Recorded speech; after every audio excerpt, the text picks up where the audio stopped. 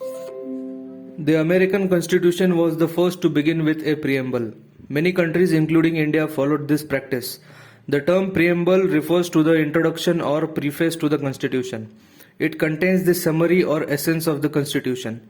N.A. Palkhiwala, an eminent jurist and constitutional expert, called the preamble as the identity card of the Constitution. The preamble to the Indian Constitution is based on the Objectives Resolution drafted and moved by Pandit Nehru and adopted by the Constituent Assembly. It has been amended by the 42nd Constitutional Amendment Act of 1976, which added three new words: socialist, secular, and integrity. The text of the preamble. The preamble in its present form reads, "We, the people of India, having solemnly resolved to constitute India into a sovereign, socialist, secular, democratic republic, and to secure to all its citizens justice, social, economic, and political, liberty of thought, expression, belief, faith, and worship, equality of status and of opportunity, and to promote among them all fraternity, assuring the dignity of the individual and the unity and integrity of the nation, in our Constituent Assembly this 26th day of November 1949 do hereby adopt, enact, and give to ourselves this Constitution." Preamble as part of the Constitution. One of the controversies about the preamble is as to whether it is a part of a constitution or not. In the Berubari Union case 1960, the Supreme Court said that the preamble shows the general purpose behind the several provisions in the Constitution and is thus a key to the minds of the makers of the Constitution. Further, where the terms used in any article are ambiguous or capable of more than one meaning, some assistance at interpretation may be taken from the objectives enshrined in the preamble. Despite this recognition of the significance of the preamble, the Supreme Court specifically opined that the preamble is not a part of the Constitution. In the Keswananda Bharti case 1973, the Supreme Court rejected the earlier opinion and held that preamble is a part of the Constitution.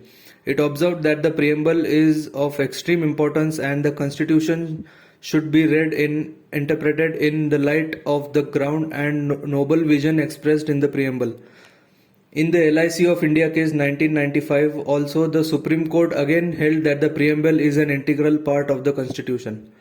Like any other part of the Constitution, the preamble was also enacted by the Constituent Assembly, but after the rest of the Constitution was already enacted.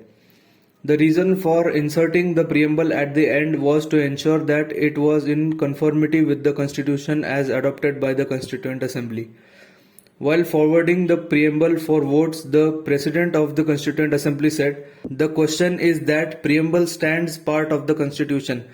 The motion was then adopted. Hence, the current opinion held by the Supreme Court that the preamble is a part of the Constitution is in consonance with the opinion of the founding fathers of the Constitution. However, two things should be noted. First one is that the preamble is neither a source of a power to legislature nor a prohibition upon the powers of the legislature. The second one is that it is non-justiciable, that is, its provisions are not enforceable in courts of law. Amendability of the preamble. The question as to whether the preamble can be amended under Article 368 of the Constitution arose for the first time in the historic Keswananda Bharti case of 1973.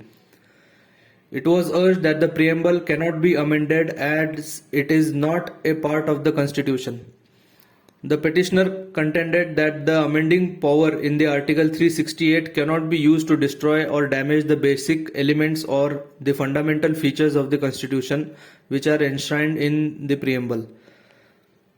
The Supreme Court, however, held that the preamble is a part of the Constitution. The court stated that the opinion tendered by it in the Berubari Union case of 1960 in this regard was wrong, and held that the preamble can be amended, subject to the condition that no amendment is done to the basic features.